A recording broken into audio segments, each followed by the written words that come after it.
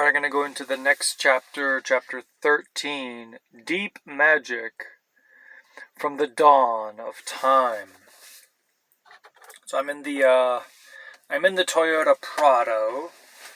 I have all the windows up, so I won't be breathing in any fresh air, but the sound here is pretty good. I can't even hear the wind outside, and it's very windy. All the trees I can see, leaves bristling. Now we must get back to Edmund. When he had been made to walk far further than he had ever known anybody could walk, the witch at last halted in a dark valley, all overshadowed with fir trees and yew trees. Edmund simply sank down and lay on his face, doing nothing at all, and not even caring what was going to happen next, provided they would let him lie still. He was too tired to even notice how hungry and thirsty he was, and the witch and the dwarf were talking close beside him in low tones. "No," said the dwarf. "It is no use now, O Queen. They must have reached the stone table by now. Perhaps the wolf will smell us out and bring us news," said the witch. "It cannot be good news if he does," said the dwarf. "4 thrones in Cair Paravel," said the witch. "How if only 3 were filled? That would not fulfill the prophecy." "Oh, what difference would that make now that he is here?" said the dwarf, and he did not dare even now to mention the name of Aslan to his mistress. "Well, he may not stay long, and then we would fall upon the 3 at Cair. Yet it might be better," said the dwarf, "to keep this one," here, and he kicked Edmund, "for bargaining with. Yes, and have him rescued," said the witch scornfully. "Then," said the dwarf, "we had better do what we have to do at once."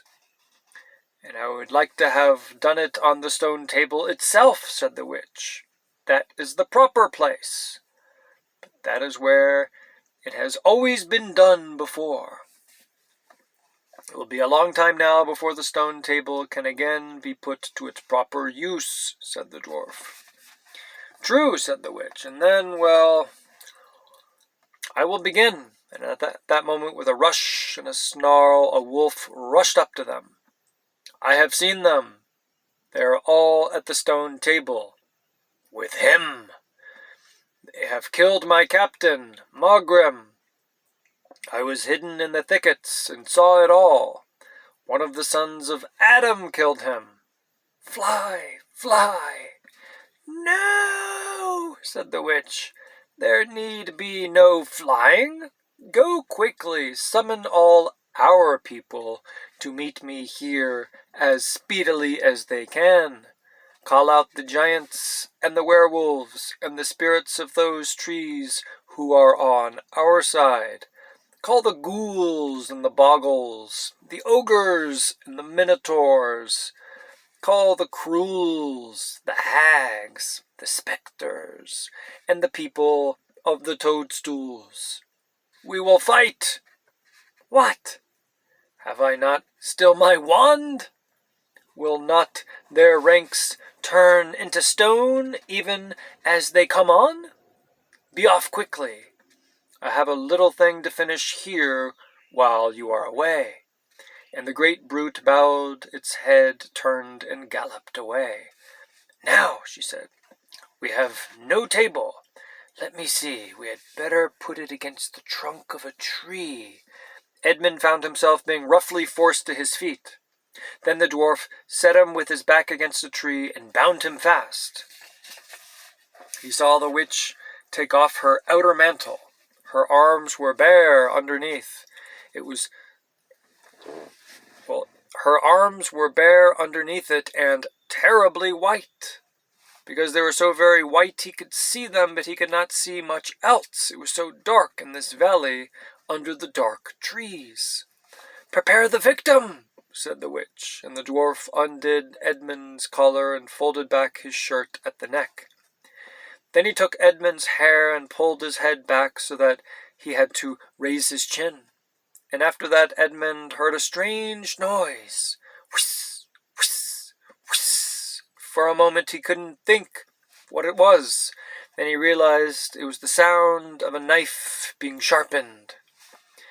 At that very moment he heard loud shouts from every direction, a drumming of hoofs and a beating of wings and a scream from the witch, confusion all around him. And then he found he was being untied.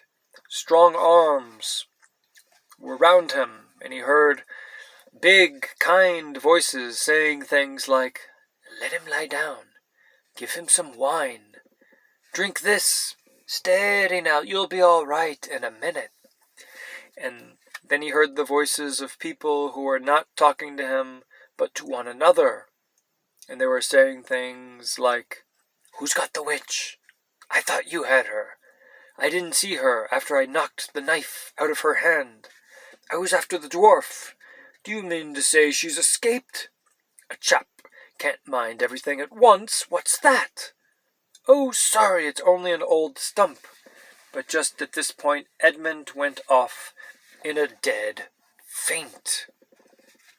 Presently the centaurs and unicorns and deers and birds, they were, of course, the rescue party, which Aslan had sent in the last chapter, all set off to go back to the stone table, carrying Edmund with them. But if they could have seen what happened in that valley after they had gone, I think they might have been surprised. It was perfectly still, and presently the moon grew bright. If you had been there, you would have seen the moonlight shining on an old tree stump and on a fair-sized boulder. But if you had gone on looking, you would gradually have begun to think there was something odd about both the stump and the boulder. And next, you would have thought that the stump did look really remarkably like a little fat man crouching on the ground. And if you had watched long enough, you would have seen the stump walk across to the boulder, and the boulder sit up and begin talking to the stump. For in reality, the stump and the boulder were simply the witch and the dwarf. For it was part of her magic that she could make things look like what they aren't. And she had the presence of mind to do so at the very moment when the knife was knocked out of her hand.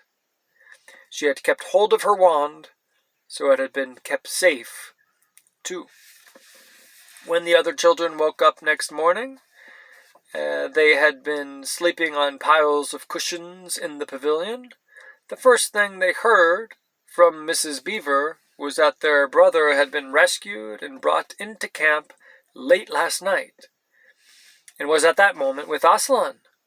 And as soon as they had breakfasted, they all went out, and there they saw Aslan and Edmund walking together in the dewy grass, apart from the rest of the court. There is no need to tell you, and no one ever heard, what Aslan was saying. But it was a conversation which Edmund never forgot. As the others drew near, Aslan turned to meet them, bringing Edmund with him. "Here is your brother," he said, "and there is no need to talk to him about what is past." Edmund shook hands with each of the others and said to each of them in turn, "I'm sorry." And everyone said, "That's all right." And then everyone wanted very hard to say something which would make it quite clear that they were all friends with him again, something ordinary and natural, and of course no one could think of anything in the world to say. But before they had time to feel really awkward, one of the leopards approached Aslan and said, "Sire, there is a message from the enemy who craves audience." "Let him approach," said Aslan. The leopard went away and soon returned, leading the witch's dwarf. "What is your message, son of Earth?" asked Aslan. The Queen of Narnia and Empress of the Lone Islands desires a safe conduct to come and speak with you, said the dwarf, on a matter which is as much to your advantage as to hers. Queen of Narnia, indeed, said Mr. Beaver. Of all the cheek! Peace, Beaver, said Aslan. All names will soon be restored to their proper owners. In the meantime, we will not dispute about them. Tell your mistress, Son of Earth, that I grant her safe conduct on condition that she leaves her wand behind her at that great oak. This was agreed to, and 2 leopards went back with the dwarf to see that the conditions were properly carried out. But supposing she turns the 2 leopards into stone, whispered Lucy to Peter. I think the same idea had occurred to the leopards themselves. At any rate, as they walked off, their fur was all standing up on their backs, and their tails were bristling like a cat's when it sees a strange dog. It'll be all right, whispered Peter in reply. He wouldn't send them if it weren't. A few minutes later, the witch herself walked out on to the top of the hill and came straight across and stood before Aslan. The 3 children who had not seen her before felt shudders run down their backs at the sight of her face, and there were low growls among all the animals present, and though it was bright sunshine, everyone felt suddenly cold. And right now the clouds just came out, and now it's totally dark in here. And it's happening right as we read this. The only 2 people present who seemed to be quite at their ease were Aslan and the witch herself. It was the oddest thing to see those 2 faces, the golden face and the dead white face, so close together. Not that the witch looked Aslan exactly in his eyes. Mrs. Beaver particularly noticed this. You have a traitor there, Aslan, said the witch. Of course, everyone present knew that she meant Edmund, but Edmund had got past thinking about himself after all he'd been through, and after the talk he had had that morning. He just went on looking at Aslan. It didn't seem to matter what the witch said. Well, said Aslan, his offense was not against you. Have you forgotten the deep magic? Said the witch. Let us say I have forgotten it, answered Aslan gravely. Tell us of this deep magic. Tell you, said the witch, her voice growing suddenly shriller. Tell you what is written on that very table of stone which stands beside us? Tell you what is written in letters deep as a spear is long on the fire stones on the secret hill? Tell you what is engraved on the scepter of the Emperor beyond the sea? You at least know the magic which the Emperor put into Narnia at the very beginning. You know that every traitor belongs to me as my lawful prey, and that for every treachery I have a right to a kill. Oh, said Mr. Beaver, so that's how you came to imagine yourself a queen. Because you were the Emperor's hangman, I see. Peace, Beaver, said Aslan, with a very low growl. And so, continued the witch, that human creature is mine. His life is forfeit to me. His blood is my property. Come and take it then, said the bull with the man's head and a great bellowing voice. Fool, said the witch with a savage smile that was almost a snarl. Do you really think your master can rob me of my rights by mere force? He knows the deep magic better than that. He knows that unless I have blood, as the law says, all Narnia will be overturned and perish in fire and water. It is very true, said Aslan. I do not deny it. Oh, Aslan, whispered Susan in the lion's ear. Can't we, won't you, will you, can't we do something about the deep magic? Isn't there something you can work against it? Work against the Emperor's magic? Said Aslan, turning to her with something like a frown on his face.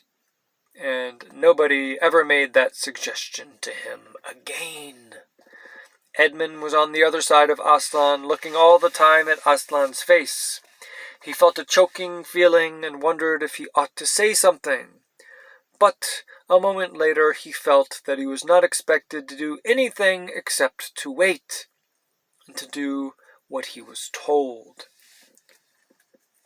Fall back, all of you, said Aslan, and I will talk to the witch alone. They all obeyed. It was a terrible time, this waiting and wondering while the lion and the witch talked earnestly together in low voices. And Lucy said, "Oh, Edmund," began to cry, and Peter stood with his back to the others, looking out at the distant sea. The beavers stood holding each other's paws with their heads bowed. The centaurs stamped uneasily with their hoofs. But everyone became perfectly still in the end, so that you noticed even small sounds, like a bumblebee flying past, or the birds in the forest down below them, or the wind rustling the leaves. And still the talk between Aslan and the White Witch went on. At last they heard Aslan's voice. "You can all come back," he said. "I have settled the matter. She has renounced the claim on your brother's blood." And all over the hill there was a noise as if everyone had been holding their breath and had now begun breathing again, and then a murmur of talk. The witch was just turning away with a look of fierce joy on her face when she stopped and said, "But how do I know this promise will be kept?"